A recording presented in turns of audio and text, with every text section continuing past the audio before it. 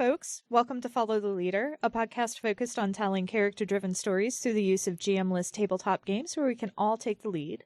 You can find us on Twitter at FTLcast and at FTLcast.com. We also have a Patreon at patreon.com/FTLcast. Today we're playing This Town is Full of Monsters by Alex Samoylov. For those of you who are new to this game, here are the basics.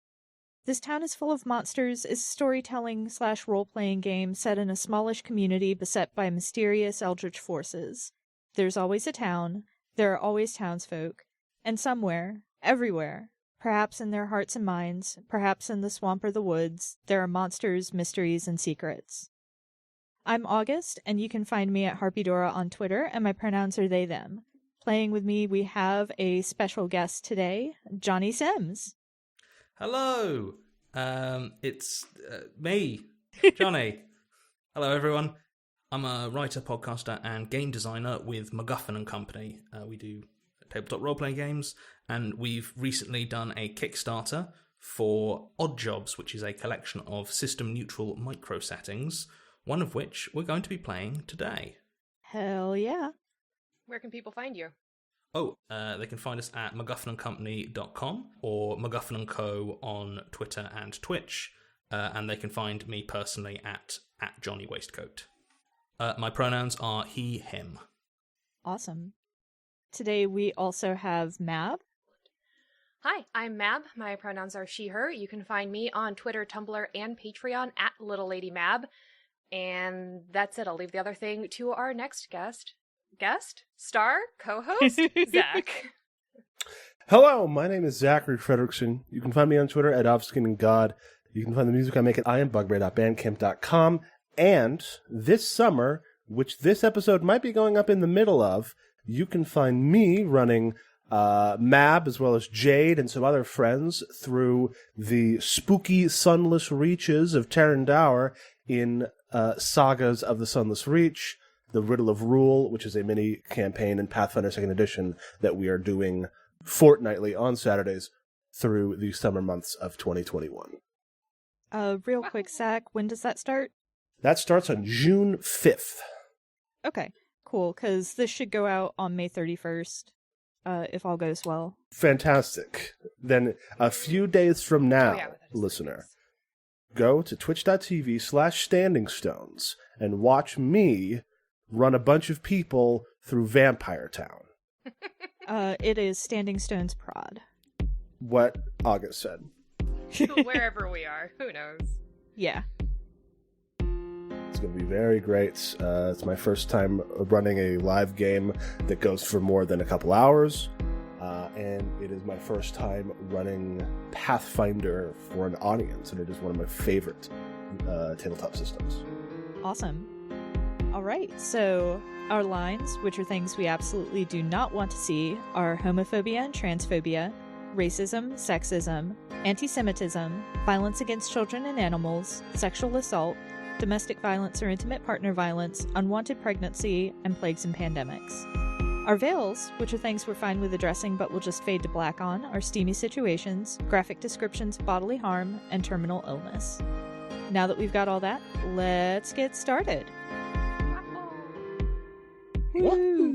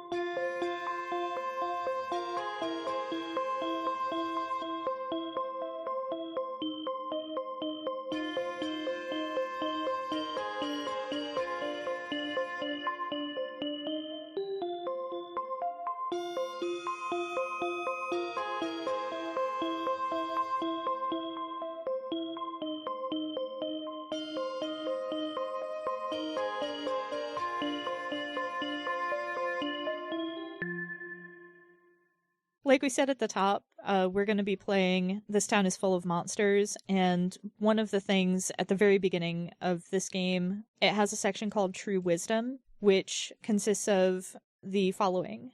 Answers are optional. Drama is like a stormy ocean. Life is a poem. Absolute realism is boring. Nothing is real. And games are games. Those are always good things to keep in mind as we play. So the first thing that we do with This Town is Full of Monsters is we create our town.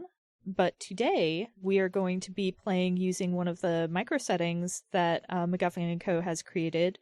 So, Mr. Sims, if you would like to discuss where we're playing today. Okay, so we are playing a micro setting called Atlantis City. Opening being Atlantis, the Big Oyster. Tales are still told of the magical wonders of the city before the calamity sent it below the waves, but these days folks have bigger things on their mind, like hitting the jackpot on the whirlpool. On the ocean floor, Atlantis has found a second life, calling the weird and outlandish denizens of the deep with the promise of gambling and vice. The casinos run everything in this city, but running the casinos is no easy task.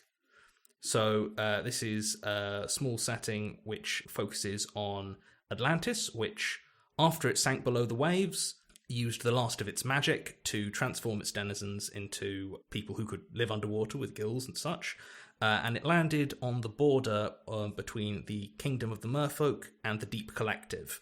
And trying to maintain some degree of independence, it turned out that in the Kingdom of the Merfolk, sort of gambling was not legal, and the Deep Collective didn't really have the concept, being something of a hive mind. And so Atlantis has kept its independence by creating itself as a hub of drinking, vice, gambling, and it's basically, it's Boardwalk Empire meets Sharky and George, and you play the workers of one of the smaller, more out-of-the-way casinos, trying to navigate the difficult and corrupt politics of the city during an election year. You'll love to see it. That's always the best time to be engaged in skullduggery. Cool. So the first part of creating the setting is to establish motifs, which are images, symbols, and ideas that tend to surface over and over again as the given story progresses.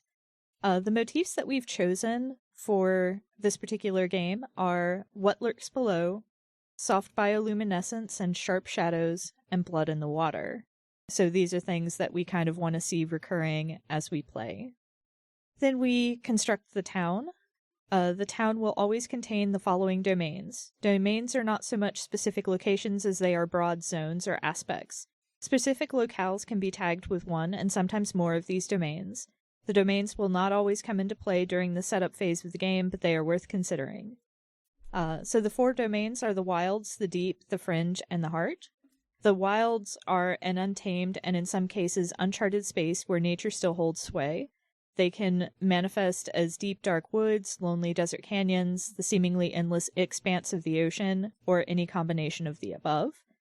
And fairly obviously, we've chosen basically the rest of the ocean to be the wilds. You know, it's vast and deep and can be dark and things that Full are... of weirdos. Yeah, there's such weird stuff in the ocean. It's so great. Then we have the deep, which is a place beyond, a place where ordinary folks rarely tread and where humankind has no permanent power or authority. Unlike the wilds, however, which usually appear finite and are part of or an extension of the natural world, the deep is a hidden and explicitly supernatural reflection of the collective shadow of the town's denizens. And so we have chosen the Warrens of the Deep Collective for the deep because they are mysterious and seemingly unknowable, populated with strange creatures. Yeah, the idea of the deep ones is they have a telepathy, which means that while they are sort of within their warrens, like the closer they are to large numbers of other deep ones, they merge into a sort of hive mind. But as they sort of separate and get further away, they sort of get a degree of individuality. And so a lot of the deep ones who have moved to Atlantis City, they've lost a certain degree of connection. And so even to deep ones living in Atlantis City, the sort of the Warrens and what is like deep within. Bit of a mystery. Mm-hmm. It's the old country. Yeah. We've lost our way to the city of vice. It's good stuff. For the Fringe, it's a liminal space between the mundane and the eldritch, a thin, unstable, or simply hybridized realm. It's not necessarily geographically contiguous. And for the Fringe, we've chosen the Agora, the Old Docks, and the Golden Fleece as places that are kind of liminal spaces.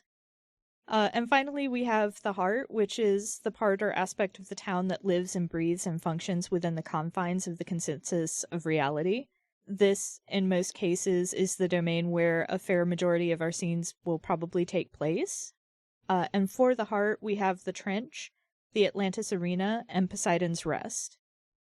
And so the next part of prepping for the game is our characters.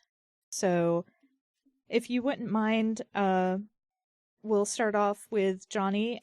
So, we are all, I believe, playing people who either work for or are connected to the Golden Fleece, which is a sort of a fading 2-bit casino, a significant way off the main trench of Atlantis.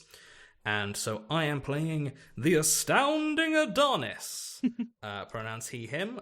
Profession is a wannabe stage mage. Using what small amounts of magic remain in Atlantis is generally done for entertainment and amusement. And the Astounding Adonis is going to use all the magic he can muster, and quite a lot of magic that he can't, to try and make it big. His hobbies are the golden age of Atlantis, watching the fights, and carousing his way around the seediest corners of the city. His skill set is a little bit of magic, a lot of magic, and a baffling level of confidence. And his appearance is slicked back dark hair, a pencil-thin moustache, a silver-headed cane. He only owns one suit, but it is impeccable. That's fantastic. And each character also, when we start, has 3 tags, which are significant descriptors that apply to them. And if you could go ahead and read your starting 3 tags, please. Okay. My first tag is Behold! My second tag is Hungry for the Big Time. And my third tag is Slippery as an Anchovy. Awesome. All right. My turn? Yep. Me? Oh. I'll be playing Hera Karkinos. Pronouns are she, they. Her profession is a lounge singer. And the aesthetic reference that I was kind of alluding to, I linked a video on our doc, is Junebug from Kentucky Route Zero singing It's Too Late to Love You. But just that kind of like really ethereal lounge singer vibes. Her hobbies are fashion, researching folk tales to turn into new songs. That was only 2, and I didn't say that correctly, but that's okay. Skill set is she does costume and fashion design, mostly for herself, and she does some small-time espionage. Her general appearance is she has long red hair, a flat face with black eyes and a tiny mouth, and crab claws for hands. Basically, if Florence Welch was turning into a crab, if she was getting crabbier, then that would be Hera. And her tags are, there is only one step, and it is crab. And tag 2 is you trap more flies with honey than with vinegar. And tag 3 is beneath their notice. Hell yeah. Hell yeah. Very cool. And my name is Anglamash. Pronouns are he, they. Some may call me a 2-bit hustler. I'm a guy who can make things happen. My hobbies are pedaling, hustling, and dreaming of upward mobility.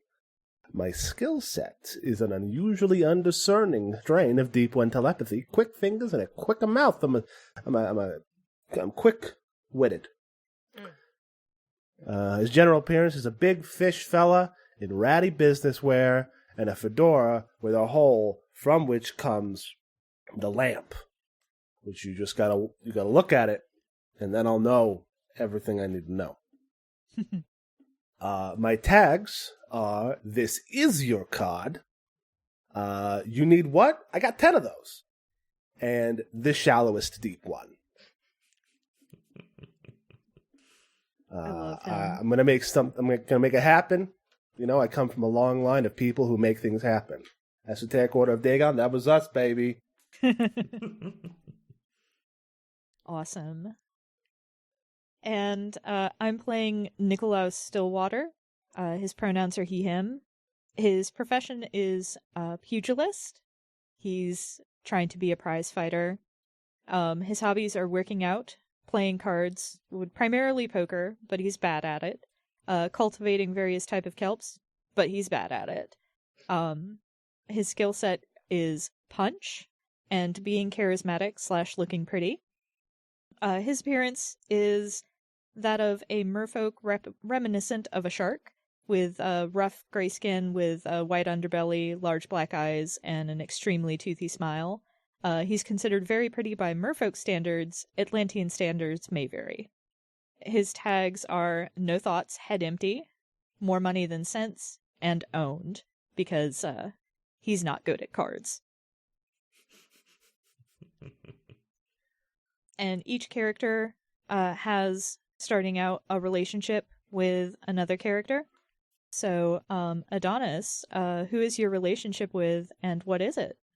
Adonis has a relationship with Angler Marsh, which is two 2-bit hustlers, aka 4-bit hustlers. That's a lot of bits. Saying. It's almost a nickel, from what I understand. Oh, 2 wrongs don't make a right in this Wait, case. no, it would be... how much is a bit? I mean, I don't know. I don't really use Twitch that much. On Twitch, a bit is approximately a US penny. Oh, yeah, no, I was thinking like that. Well, obviously, Like I was the old the 2-bit. 2-bit. Yeah. Because I can't remember whether it's 5 cents or 10 cents is a bit. I mean, we're in Atlantis City. It can be whatever we want. Yeah, obviously, well, it's clams in... Yeah. A bit is apparently Wasn't it a piece of 8? two of the. Okay, I don't need I don't know. the Farmer's Almanac. Yes, you do. 12.5 cents, so 2 bits would have equaled about a quarter. Okay, so 50 cents. We're 50 cents worth of It's hustlers. 50 cents short. Well, that's all you need to get a gumball, and with that gumball, you can change the world. Who's going to have the gumball between the two of you? I mean, the gumball isn't for eating. The gumball is for... well, you'll see. You'll see what the gumball's for. It's fine. So saying, Hera's relationship with Adonis is quite unfortunately stage mates. Thank God we do not perform at the same time. Wow. That would be a lot. Oh, it would be Obviously, too much. you're just my opening act. You know? Oh, honey. Oh. Yeah, you open for him by playing the night before, and then he comes in the day after. I think my imagine what I imagine is that like Hera is sort of the headline evening show, Yeah. and then Adonis is like for the later crowd, The for later like crowd. Yeah. so as far as Adonis is like, yeah, no, obviously Hera opens for me, which is I mean, strictly speaking, yeah. could be technically described as true. She plays for the mainstream normies, but the real hardcore fans, they don't come God. until midnight. I can't believe you just called her fans normies. Ugh. Well, I mean, it's all right. What? My relationship is with Nikolaus, which is trying to ride his coattails to the big time. You know, I can make sure that the fights that you're going to get are fights that you're going to win. And then, or maybe you'll lose. I'll figure out the right way to do it. Bada bing. Bada bing. I'm not Italian. I'm from Boston. Oh my god. I hate it. Well, actually, Deepest Boston. yes, I'm from. Well, you know, really from or whatever. Sure, Rhea from Rhode Island? by way of Innsmouth. That's what Yeah, this is. it's Boston. It's like Boston, but instead of God. actual vowels, it's apostrophes. Oh my Oh, god. I hate it. Oh my god. Cthulhu Fatagan. Jesus Christ. That's what he says. That's what he tips his hat. I really like Fatagan as like a deep one. Swear you just you know. Yeah, it's like Vakachka. Oh my goodness.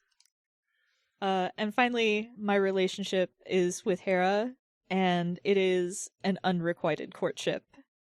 Tragic. It's very tragic. You hate to see it. Cool. So the next step of setup is to create organizations. This microsetting comes with 4 primary organizations. The Constantine family, the Primo family, the Consortium of Merfolk Nobles, and the Deep Collective.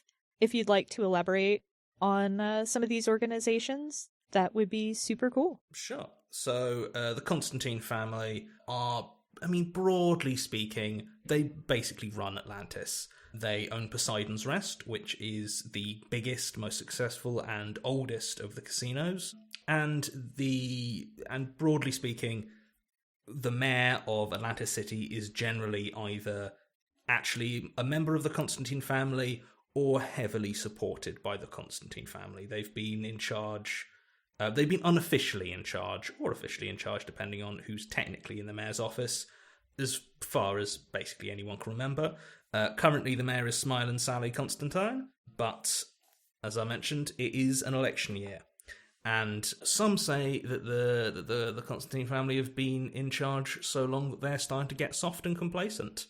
So enter the Primo family, also very much Atlantis old money, but have always been a little bit more away from the spotlight. But recently, they've been making some quite aggressive moves on other casinos, and they have actually, for the first time in a while, put up a challenger for the mayorship in the form of Adrian Primo, one of the family's sort of favoured sons. So those are the two sort of currently big internal political factions butting heads in Atlantis.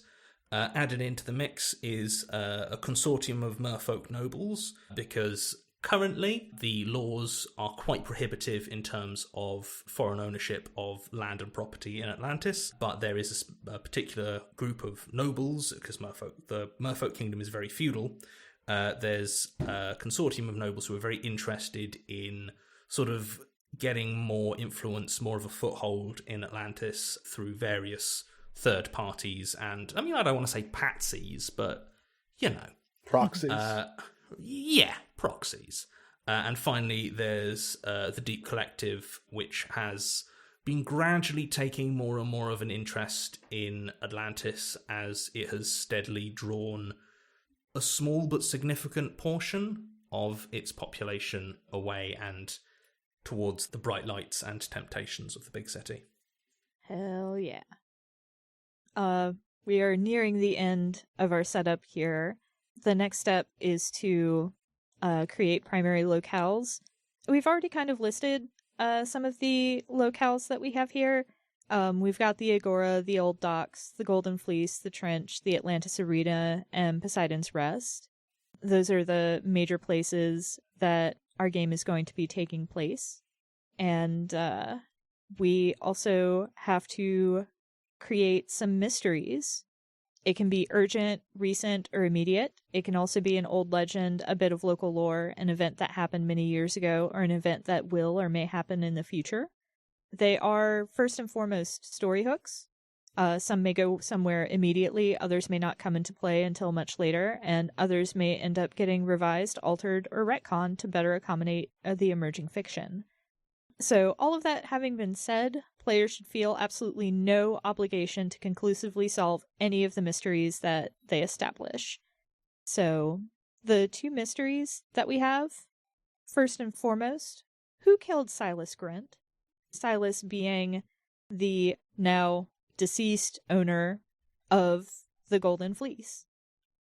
So each of the micro settings comes with a short sort of 3-4 session mini campaign that can be played through to sort of really get a short but very satisfying story within that micro setting. And while obviously the Standards Full of Monsters is much more freeform, so we're not going to be sort of following the actual core adventures, the first one does start with the owner of the Golden Fleece, where all the characters work, Silas Grint, being found dead, slumped over the bar in the casino. So we thought it would be quite a good core mystery to use as a springboard. Yep. Always love a good murder mystery. Well, potentially murder. We don't know he was murdered, but, you know. A man died. It's that noir thing, you know, where, like, because I think there's such a difference between, like, a murder in noir and a murder in, like, a classic murder mystery. Because in the murder mystery, like, it's all like, well, who and how, and, like, when you learn that is sort of it all coming together. Whereas in a noir, like, you can learn who and how very, very quickly. It's just that's not actually going to solve anything. Question is why. Yeah. What does it mean for us now? And is it worth uncovering? Yeah, exactly. And the other mystery that we have to serve as a story hook is who's really behind the elections. We know that there's something going on with the elections, but we're not sure exactly what, and that might be something that we want to try to find out. Yeah, it's an election year, and it's a big deal in Atlantis, and everyone's got their fingers in all sorts of pies. Weird sea pies. Mm-hmm. Yep. Fish pie. Fish pie. Yeah, fish pie. Pizza pie. That sounds really awful, honestly. Fish pizza pie? Well, I was just thinking, you said fingers and pies, and I was just like, anchovies. It all makes sense now. Oh my god. Just got my handful and a jar full of anchovies. Oh, I love anchovies. That's out of game. In game, that'd probably be a very insensitive comment. Yeah. I mean, fish, you gotta eat fish too. Yeah, I think Oh, yeah. that's. Yeah, I think there's. I'm a crab. I think. I'll eat little fish. Oh God, yeah. I'll eat your little fish for breakfast. All right, so that's our mysteries. Yep. What's next? So that's really the end of the setup. We do have some secondary characters that we've pulled from the setting. I don't think we necessarily need to go through them now. We can just introduce them if/when they come up. Sure. Now that we've got the town set up and we have our mysteries and everything, we are to the point of framing scenes. So the player framing a scene chooses a primary locale, and they can also create a new one if the spirit moves them, and any number of primary characters and the general direction of the scene or the question that they most want the scene to answer. By default, individual players dictate the actions and motivations of their characters that they have ownership of. And one of the fun things about This Town is Full of Monsters is Alex Samoylov was very kind and created a list of possible scene types for inspiration. I am never going to get over the fact that they included a scene type of smooch country, where two or more characters are smooching, but other possible scene types, and again, this isn't prescriptive. It's very important for any well-structured story to have at least 2, if not more, smooch scenes. Exactly. But other options that Alex Samoylov has include slice of life or character development, a confrontation, an introduction, cloak and dagger, dream sequence, an emergence, an investigation, flashback, flash forward, revelation, cryptic revelation, or a major incident. So what we'll do is we'll go around taking turns framing scenes, and we can go in the list in the document, which of course means our guest has the honor of going first. Okay. So I'm probably going to frame the scene. It is very early morning, which to Adonis is very late the previous night. The casino has shut down.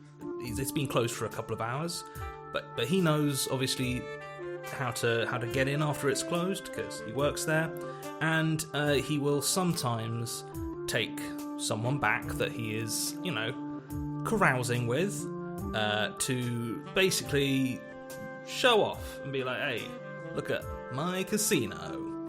And so it's very late, it's very quiet. He's opened the door. His companion... can I have a name from someone for his companion? Any preference to gender representation of name? I don't think Adonis has any preference in terms of gender or, we're under the sea species. I think he's very open. I got a name, which is Cersei Verve. Cersei Verve, perfect. Who's a dancer. Cersei, who is, I'm going to say, imagine like a long eel in a nightdress, in like a not a nightdress, like a nightgown. No, not a nightgown. Like a cocktail. Dress. Like an evening dress, not nightdress, an evening dress. A lot of different combinations of a night and dress that are and aren't correct. Like a long, slightly iridescent eel in an evening dress. And he'll open it, he'll sort of flick the magical lights of the main floor open and be like, behold! And there, floating quietly over the bar, is surrounded by a small cloud of blood in the water, is the body of Silas Grint.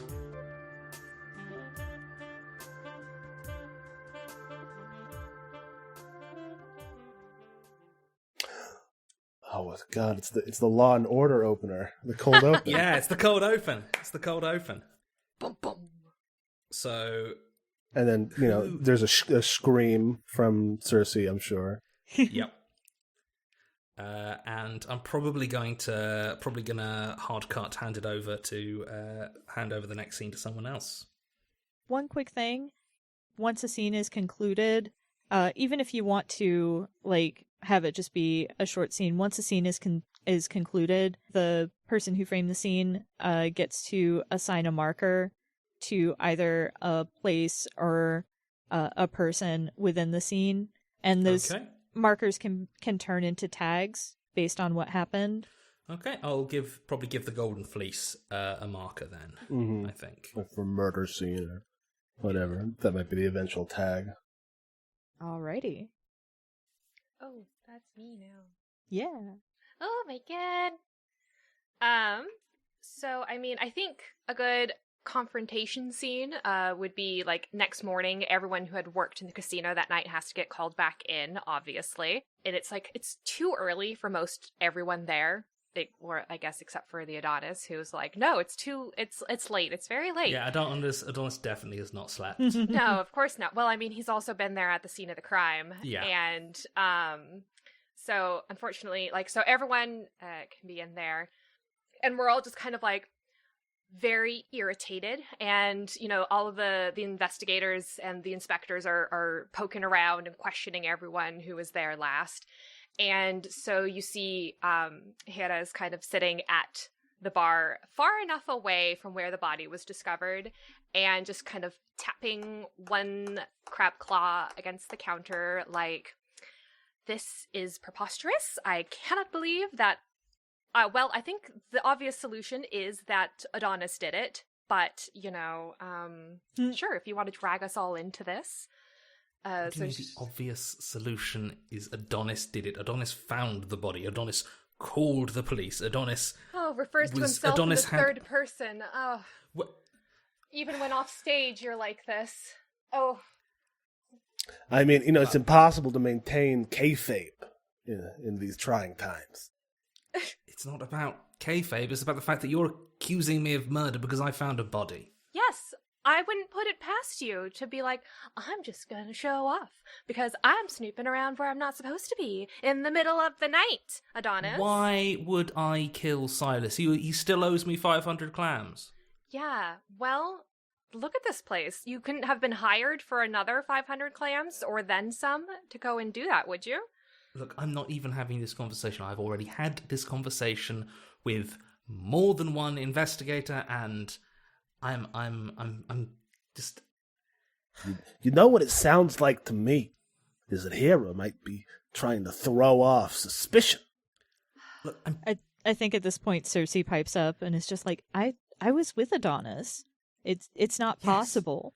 Yes, Cersei was with me Mm-hmm. basically the whole night, Mm-hmm. and I'm pretty sure that Mhm. Silas was certainly alive when I left. Mm. What about you, Hera? I finished my set and I went home. Crab's With gotta get her Silas Grint boobies. still alive? Yes, unfortunately. What? Oh, okay. A little bit of respect. His blood is still in the water.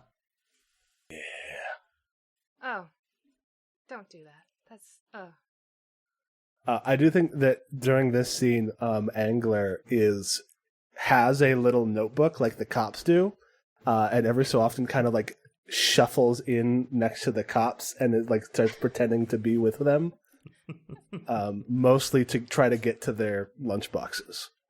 Oh my god. In the back of the police car. Listen.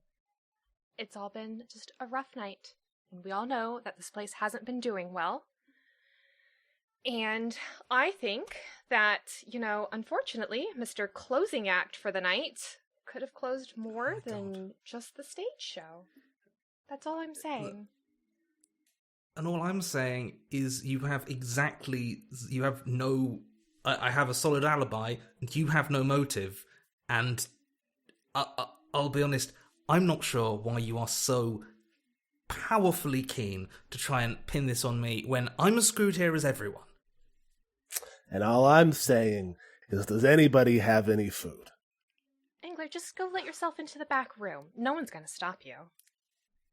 Oh, fuck, yeah. Oh my god. You would think you have... Do you even work here, Angler? You already told me I could come back here. She's like, hold on a second, actually.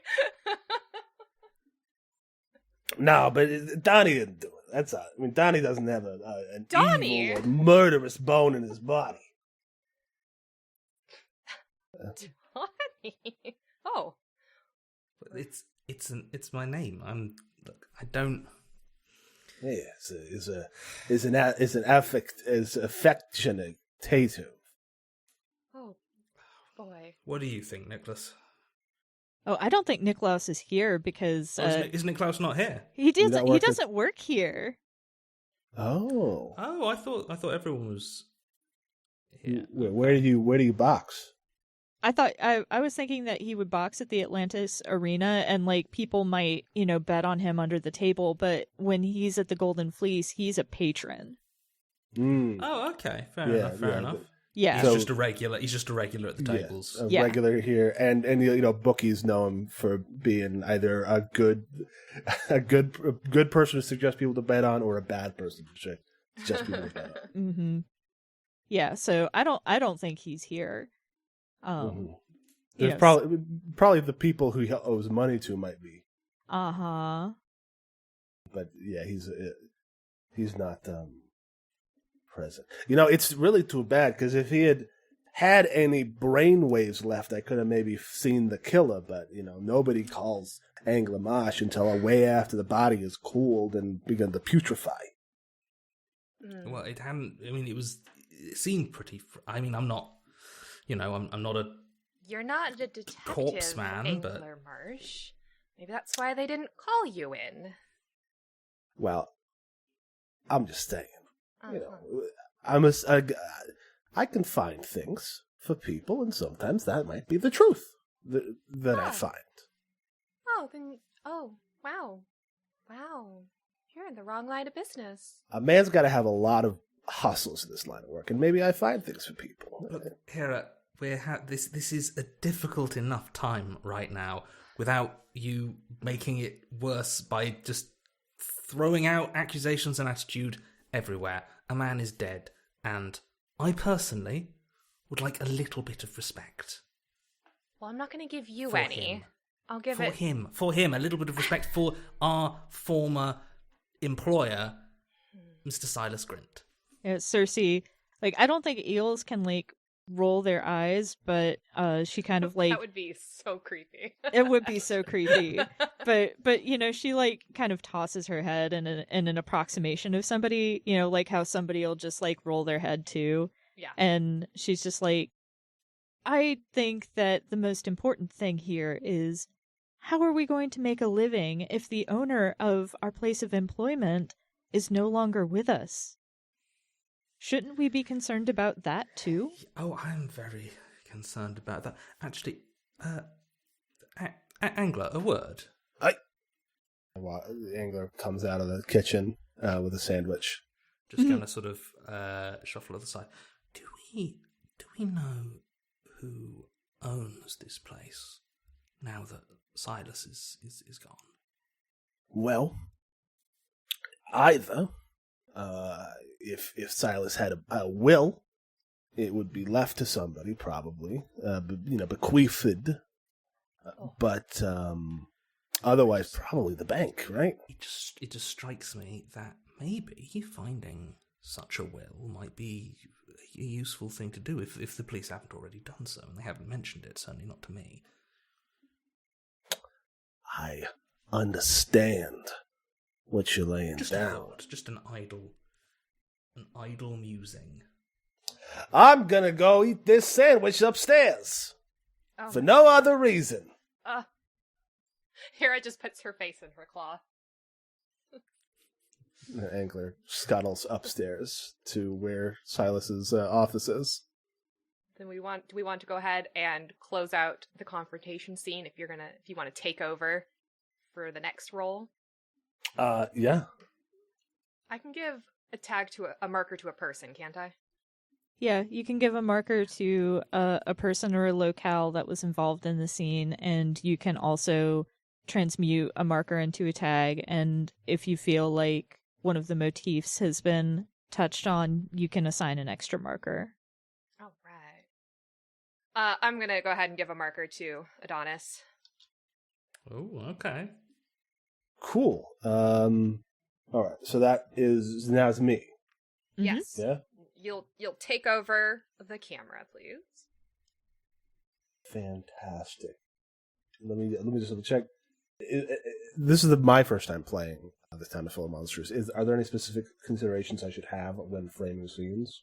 The main thing is, a scene requires at least one character and a locale, and locales can have sub-locales, so if we want to... Like sub-locale, the office. Yes. Mm-hmm.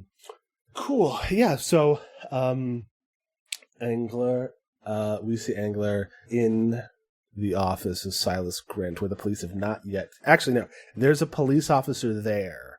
Are they police? What is the law here? Are they like... There are police. They work for the city, which means by extension they work for the Constantine family. Not officially, but unofficially, the police know who actually pays them. Mm-hmm. And broadly speaking, they're very good at making sure that there's no disruption to the businesses on the trench. Mm-hmm. Basically, they operate in such a way that they are very good at looking after the interests of the big casinos. Aside from that, they'll do some investigation, but fantastic. Yeah. So there's a cop out there, just classic cop look, except underwater. Just, kind of floating at the door to Silas's office. And he is kind of just floating up and down, hands on his back, keeping an eye on things. Oh, and suddenly... remind me what the rules are in terms of who plays anyone can pick up an NPC. Grand. Yeah, and anyone can also add details to the scene. Mm-hmm. Mm-hmm. Yeah, I just realized that probably we don't usually... Do we walk around on the ground, or are we, swimming around?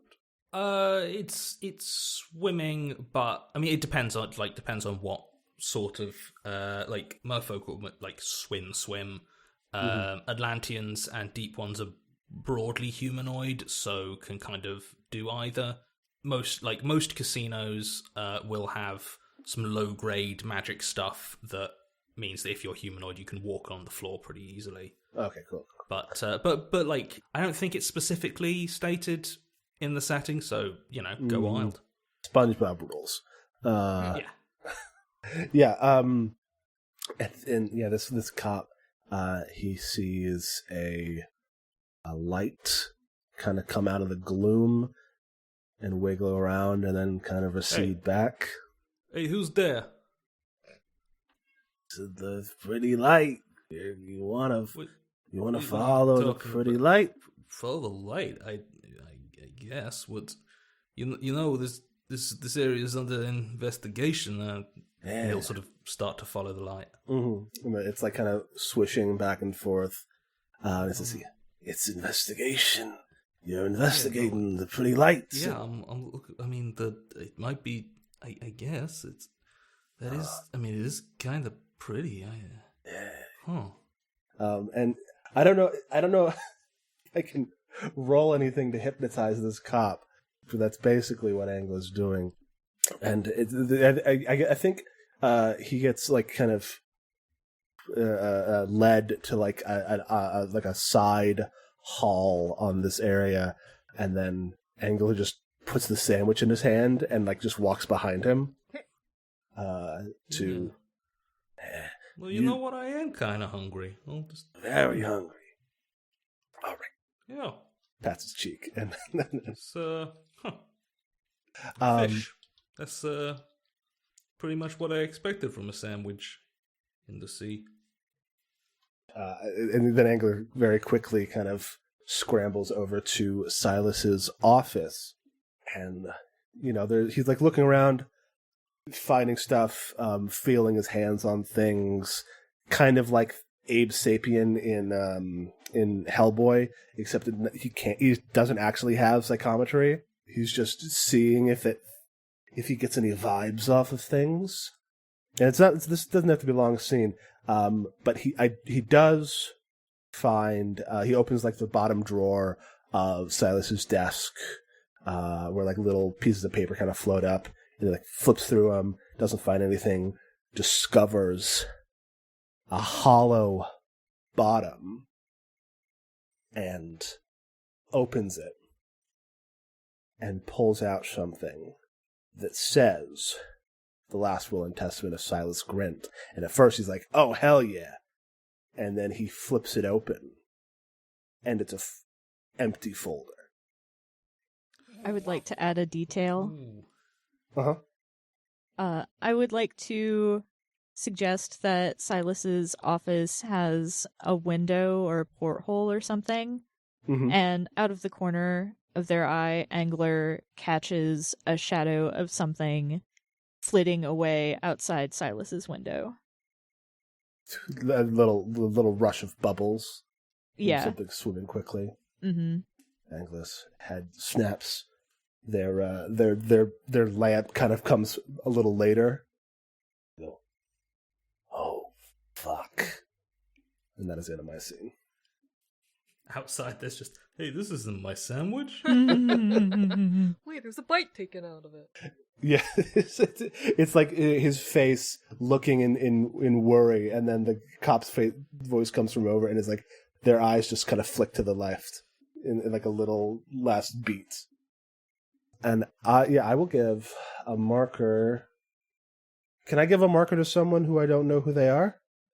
Yeah, we can add like mysterious Figure. Mysterious figure. I would love to give a marker to mysterious figure. Cool. And now for something completely different. Yeah. Nicholas has no idea about any of this. Yeah. I want this scene to take place at the Golden Fleece as well. It's not too long after this. This is Nikolaus coming to the Golden Fleece only to find it, like, cordoned off by the cops. Anyone who wants to be outside when Nikolaus comes up is welcome to join, but this is him finding out that something's going on. Something fishy is happening. Boo. Does anyone else want to be outside when Nick arrives? Yeah, Hera can be outside. I think Adonis is probably slightly like just down one of the alleys beside the Golden Fleece, having a quick drink. By which I mean sort of breaking open a little vial of booze and sort of just subsuming his gills in the dissipating alcohol. Steadying the nerves. I think Nick, like, actually, because, you know, he's vaguely sharky, and sharks have fantastic senses of smell. I think Nick is looking around and spots Hera, and probably also can at least smell the booze in the alleyway. Oh, yeah. And he looks at Hera and says, What's going on here? Isn't it a little early for someone to be drinking? Oh, it's just the Adonis. It's never too early for him to be drinking. I'd be surprised if he's never not drunk. But no, sorry, sweetheart, the shop's closed today. That's weird. I mean, you know, normally it's open now. What's going on? She just kind of gives him a look, and it's just like, police tape everywhere? It's been cordoned off. There's been a bit of an accident. There's been a murder. God. Adonis sort of swims round slightly unsteadily. There's been a murder, Nicholas. Silas is dead. Silas is dead, and No. I found the body. Oh, boy. If I never have to revisit that horrible memory again, it will be too soon. It was a few hours ago, and I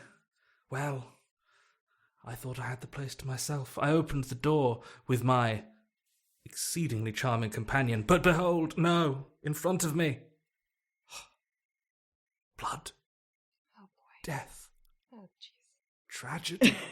Nicholas is like absolutely riveted and wide-eyed and just like, oh my God, that's awful.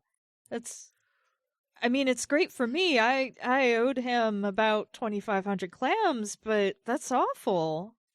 2,500 clams. That's Nicholas. That's a lot. Sort of debt that might transfer with ownership of the casino. Interesting. I was gonna pay it back, but I mean, you know. No, It's of course. the kind of debt that gives you a motive. Hera, I'm sorry, I'm just please. very bored right now because I have to sit here and listen to you. What do you mean you're bored? Our employer has been murdered. Yes. He's got a point. I'm not on the investigating task force. I mean, you're doing your best. Well, I'm currently counting 2 accusations of murder in as many hours. Well, I mean, obviously this is stressful. I mean, I could take you for a drink or something. Like, this is awful. Or you could come back to my place. I could make you a nice lunch or whatever. You know, whatever tickles your fancy. And he tries to put on like a winning smile, but it's obvious like he's kind of shaken up. She doesn't even notice. She's like, Poor guy. Just to really block your shot here. just to really cock block you. Yeah, I didn't say that. I didn't. Because I didn't. Yeah, fair enough. The window above opens and Anglemar just jumps out and goes, ah! Oh, wait, I float. And swims down to you and says, there's no time for that. Angela, I think you're being a bit unnecessarily dramatic here. Oh my God, says you. You know what? If anybody was going to have the barometer for it, it'd be you, my good friend Donnie.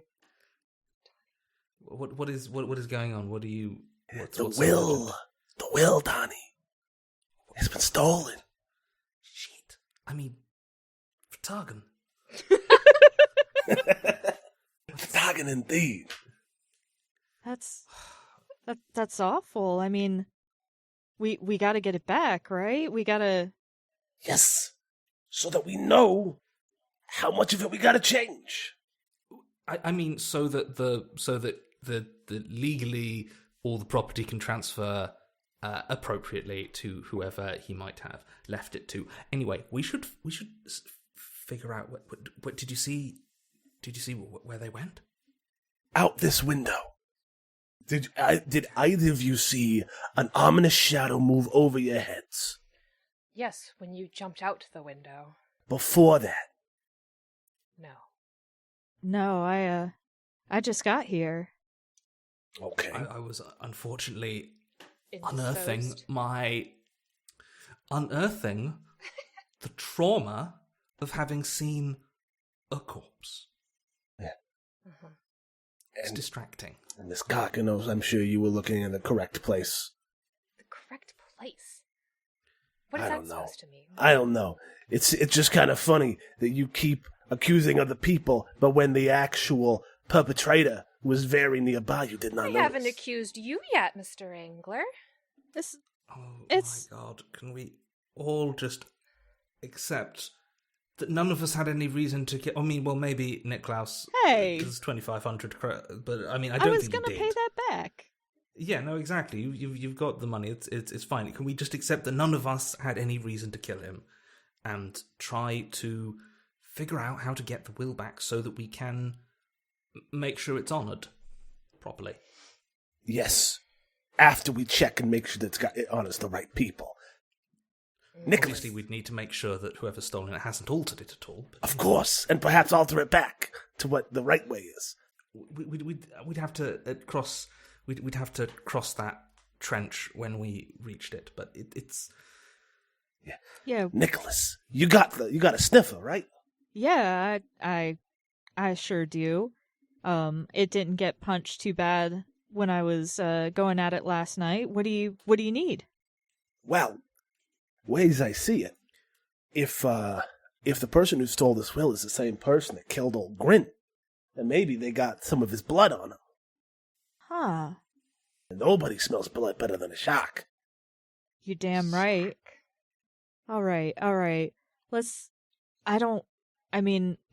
I've never fought Silas Grint. I don't know what his blood smells like, but if you can get me close to where he was found, maybe I can pick up the scent and we can see maybe where the perpetrator is. certainly leave it to me.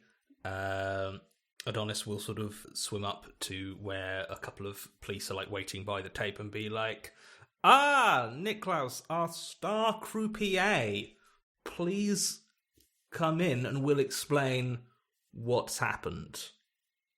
Yeah. I think that should be seen. Yeah, that feels... Oh yeah. This was your scene, right, August? Yes. I think I want to give Angler a marker. Yay. Yeah. And I want to transmute one of the markers for the Golden Fleece. I'm trying to think how I want to word the tag, though.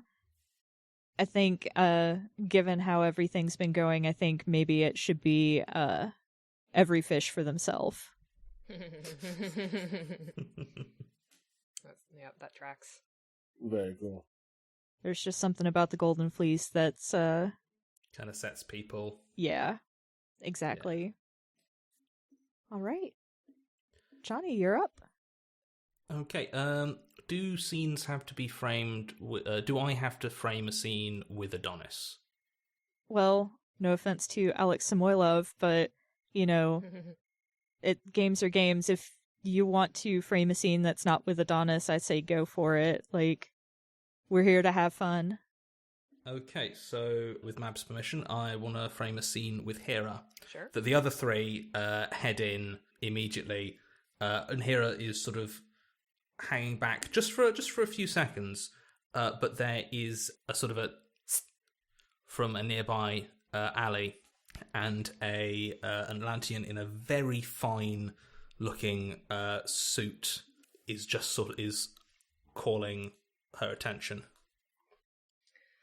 Oh, boy. It's just a morning filled with people, isn't it? So she'll head on over. Well, discreetly head on over. She's like, oh god, I'm not going to go towards wherever those three clowns are headed. Ugh. How well does Hera know, like, the politics of the city? Like, would she know? Yeah, so, like, one of the things that I had been, like, one of her own mini mysteries that I've just been having in my head was that she's been hired by a third party to hang out in the casino and, like, listen in on conversations during her shows. Hence the espionage as one of her skill sets. So that is also why she's not too torn up about this whole Silas thing, is that Brilliant. You know. You would, in which case I'm going to say that you would recognise the person calling you as Skiff Constantine, who is a second cousin of Caspian Constantine. He's one of the Constantine family who's very much like involved in the day-to-day, like wheeling and dealing. Yeah. And he would probably be the one who had hired you to sort of listen in. Yeah. And he's chewing his nicotine seaweed. And Hera, just wanted to check in. I hear that there's been some commotion in the Golden Fleece this morning.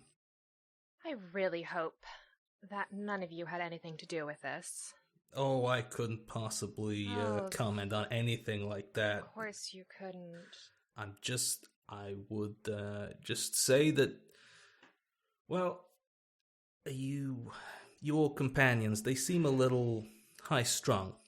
Sort of people that might be sticking their noses into what's going on. Yes, they've gone to go try and find the missing will. He looks a little bit surprised at that. The will's gone? Apparently, there was some shadowy figure lurking outside the window when, they went to go snoop around up there earlier. Skiff will sort of adjust his tie and try to hide the fact that he was caught a little bit on the back foot. Okay, well, thank you for bringing that up. I would personally, however, advise that you talk to your companions and advise them, make it quite clear. It will be a good idea for them to let the police do their job. This isn't the sort of situation where clumsy self-interest is going to lead to any sort of positive result. I'm sure you understand. That's assuming a lot of things, like the three of them ever had a good idea, either individually or together, or that I care if they have a positive result. Well, just giving you the lay of the land. What you do with that information, very much up to you. I understand. Anyway, given the current situation, you can consider our previous arrangement at least temporarily dissolved until whatever is happening with the Golden Fleece is, in the past. Of course. Thank you for your time as always. See you around, kid. Stay out of trouble. You know me. She just, will walk back off in the direction of the casino, being like, oh, boy. All right. And Skiff will sort of disappear into the back street. Oh, politics. Okay.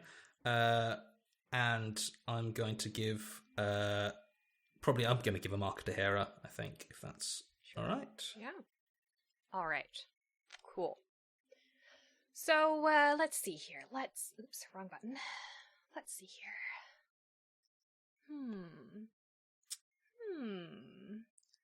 Hera's debating how much she wants to get involved with just messing things up for everybody.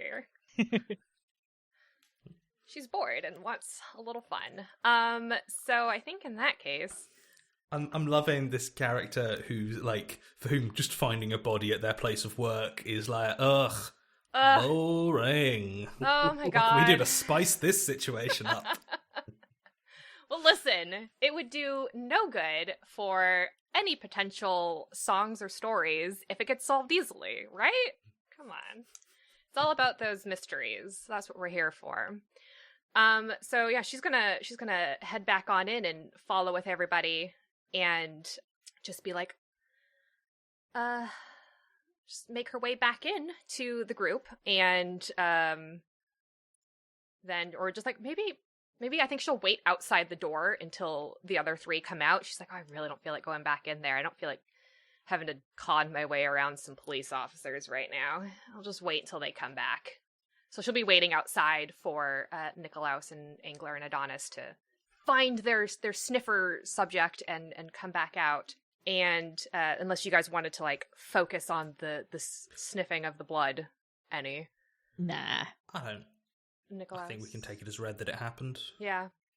Yeah, unless we want to have something else interesting happen, I don't think that there's much interesting to say about Nikolaus trying to catch a whiff. Bloodhound his way through this. Yeah. Shark sniffs blood. Fin. Ha That was not intended, but actually, congratulations to me on a good joke. Oh, I love all the fish puns. So yeah, when they're heading back out, then she'll just be like looking like, you know, nothing ever transpired, and she's just been waiting here the whole time. And she'll give them a look and just be like, so, anything fun on the docket for the rest of the day? You guys have a good little morsel to chase after? Well, Nikolaus seemed to have gotten a pretty good whiff of our former employer, so... Yeah. And you're not too traumatized with seeing the crime scene again? I mean, obviously it was hard. It was, you know, it shook me, but... He's a trooper. For the sake of Silas, I think I can probably get through. I believe in you. Oh, boy. And I've seen worse. I'm sure you've caused worse. About that. Oh. You know, we just have a long and sordid social history of ritual murder. Mm-hmm. Anyway. Casual. It's the old days. Yeah. Right. I like the idea of, like, you know, the reformed Deep One church that's like, you know, like doing the motions of the murder, but like, yes, it's not the actual blood and body of Christ. It's the representation. We found out that Cthulhu doesn't actually care about their blood.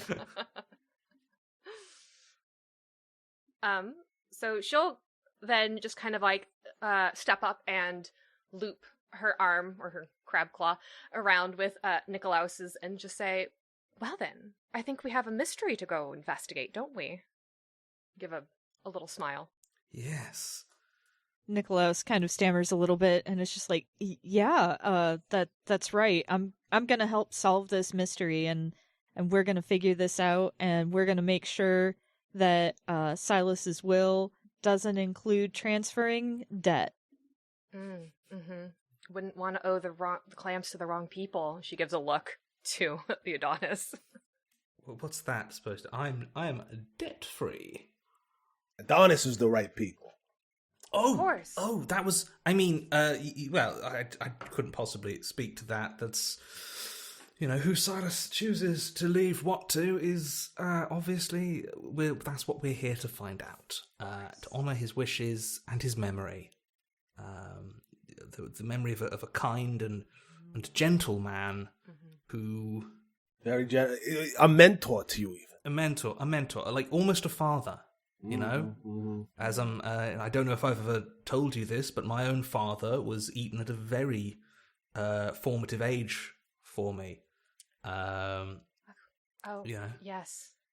It's a very hard life down here. My aunt told me to apologize for that.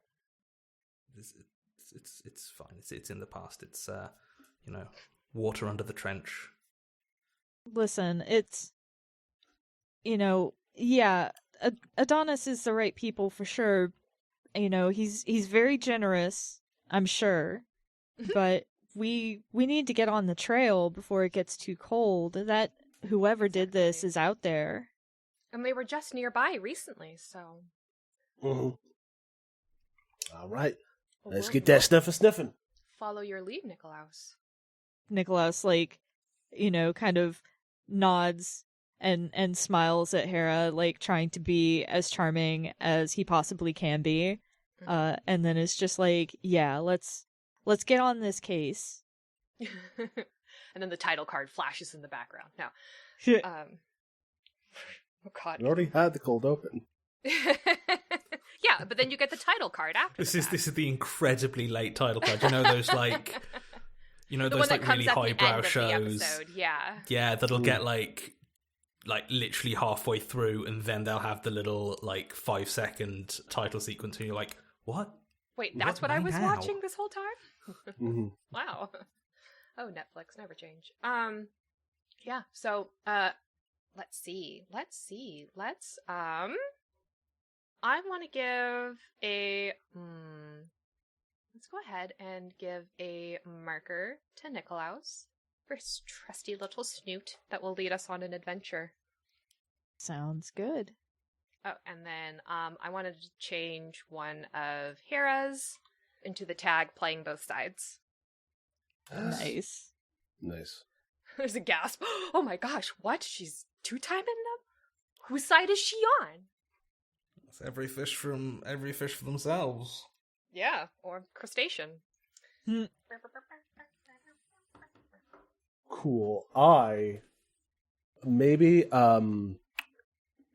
Okay, so Johnny did a scene without his character in it, but with another character in it. Can I do a scene with none of the main characters in it? Ooh. Or at least not in focus. Be a rebel. Yeah, do it. Let's. Yeah, I mean the game says any number of primary characters, so I guess zero is a number. Zero is a number. So my scene, it's going to be a pretty short one. It is we watch our four heroes begin to head down as Nikolaus is sniffing cautiously, following the trail as the camera pans back and then it kind of gets a little fisheye for a second where you see the reticule of a harpoon gun. Like a sniper scope, basically. And then it follows them as they go and then lowers as we see a gray-skinned individual. I mentioned Abe Sapien before. I think this looks like Abe Sapien in a G-Man suit. Mm-hmm. Who is sitting in the like in a tall apartment building window where he sets down the gun and picks up the phone. Oh, just yeah. So like in the setting, basically, they're like technology is just low grade magic. Like any technology that would be appropriate for like a sort of 1930s, 1940s Atlantic City is done like with magic. Totally. Yeah. So this G-Man, he like puts the gun up, puts the safety on. It's like a straight up like a sniper rifle, except it shoots a harpoon. Leans it up against the window and picks up a telephone, or a magic telephone. He does the dial, which is just a rock that spins in place. Waits a few moments and says, "They took the bait. Be ready on your end." And hangs up. And as he hangs up, there's like the clank of the rock hitting the receiver, and it cuts to black. Nice. Uh-oh. And I don't know what to give. Is this our same mysterious figure from outside the window, or is this a different mysterious figure? This is not, because we are following that mysterious. Who would the G-Men be in this setting? Who would be like? I mean, we don't have to give them a name yet. It could just be like mystery. We could add a new secondary character that's like mystery watcher. Mm-hmm. Oh no, actually, could I transmute other people's markers into tags, or just my own? Just your own, but I mean, you can certainly suggest tags for other people, and they can choose if they want to accept it or not. Okay. I'll transmute one of my own markers into a tag. that is my fourth tag, pawn in a bigger game. Sounds good. Do I also give a marker? After each scene, you give a marker to a person or a place, yeah. All right, then I'll give one to Hera, because Hera's the only one who only has two. One. Well, I just transmuted one. She transmuted one. Okay, then I'll give it to Adonis. Yay! 3 marks. Yeah, whatever that means or will mean in the end.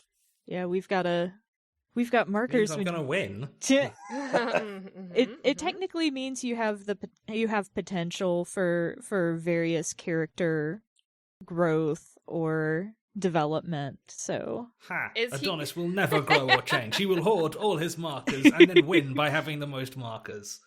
That's definitely how he sees life. That's how you win. That's how something happens. Andrew, Yep. Adam Sandler voice. This is how I win. Mm-hmm.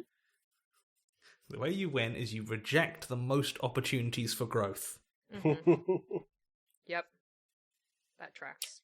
All right, yeah, that's my scene.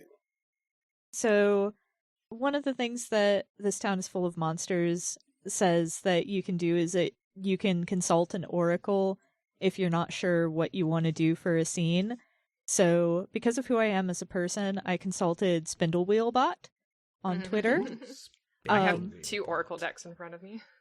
I don't know Spindlewheelbot. Spindlewheelbot gives you cards or readings from the game Spindlewheel by Sacha Renaud.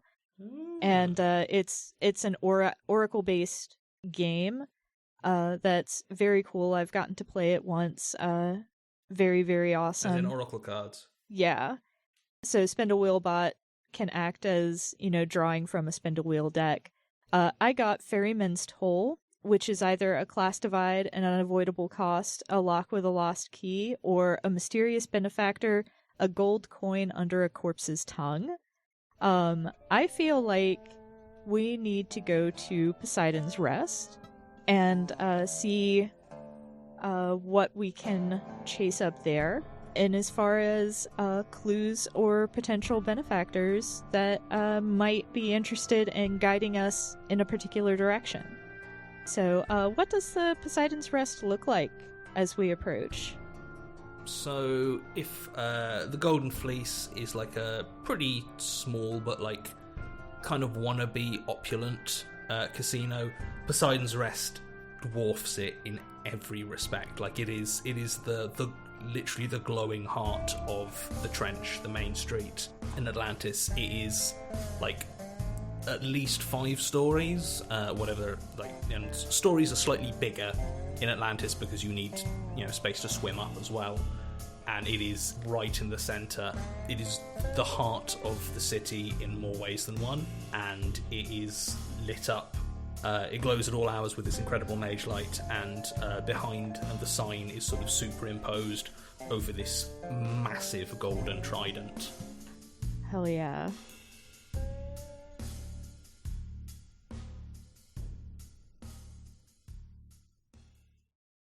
So Nikolaos kind of stops short as we approach the Poseidon's Rest, and he turns and looks to Adonis and says, "This is where it ends. I guess maybe the perp Right. washed it off, but maybe we can find clues here."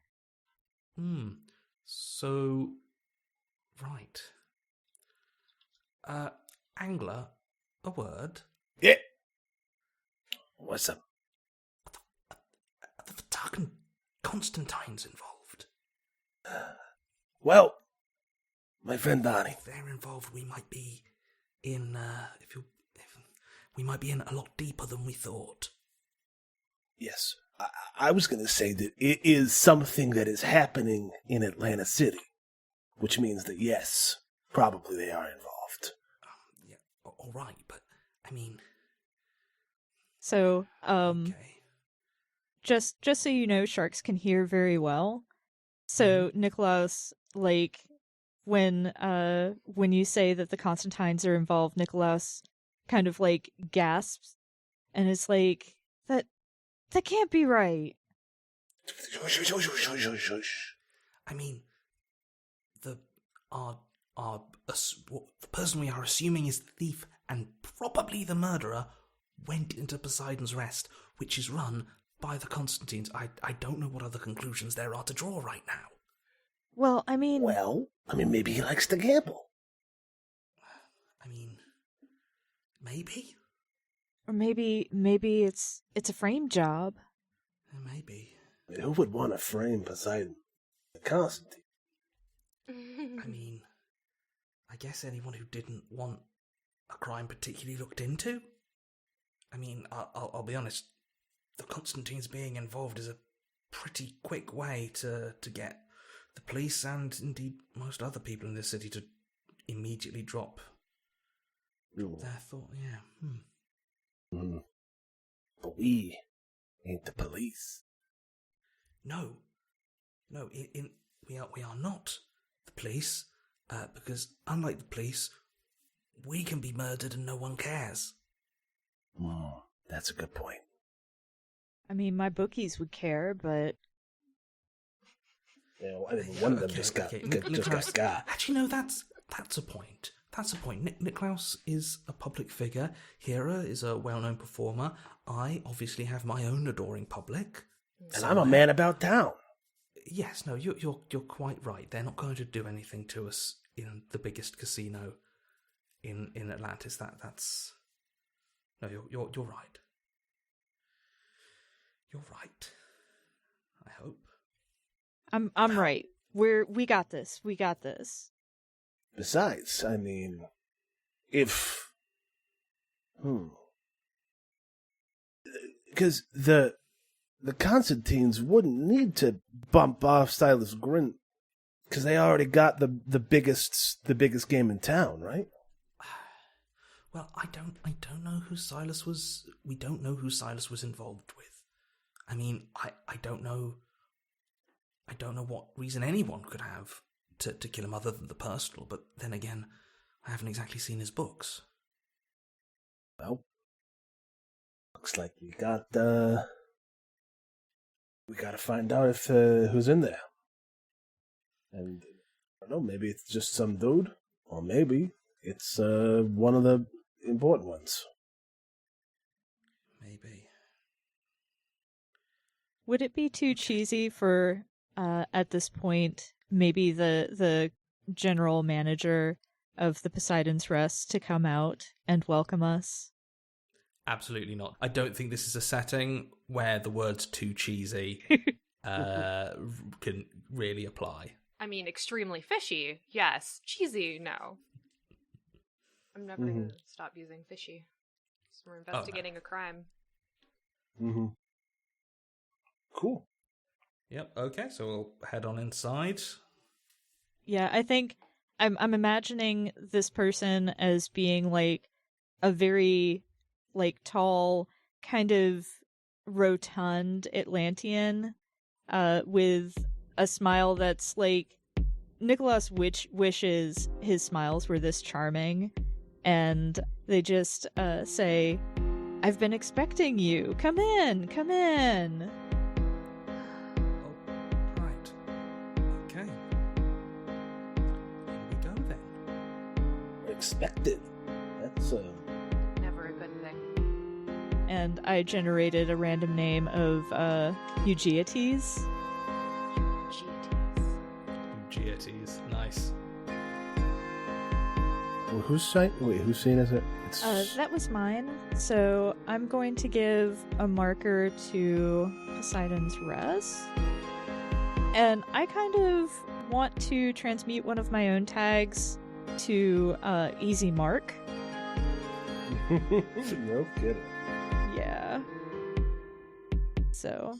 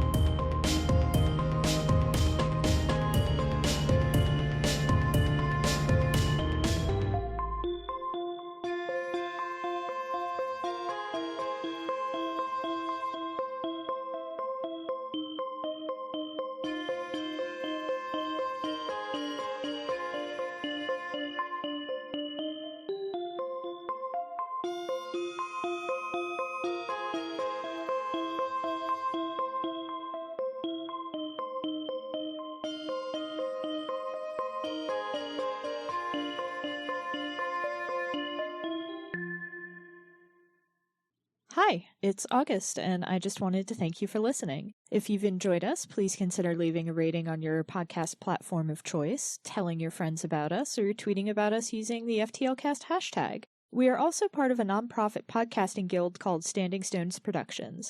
We do a variety of shows, including The Room Where It Happened and Dumb Kids Playing Hero, 2 actual play shows, and a Steven Universe discussion podcast called Gay Space Rocks. We also do live streams at twitch.tv/StandingStonesProd. You can keep up with everything that we do on Twitter at Stones_standing. Unfortunately, Standing Stones was already taken. Your support means a lot. Thanks again!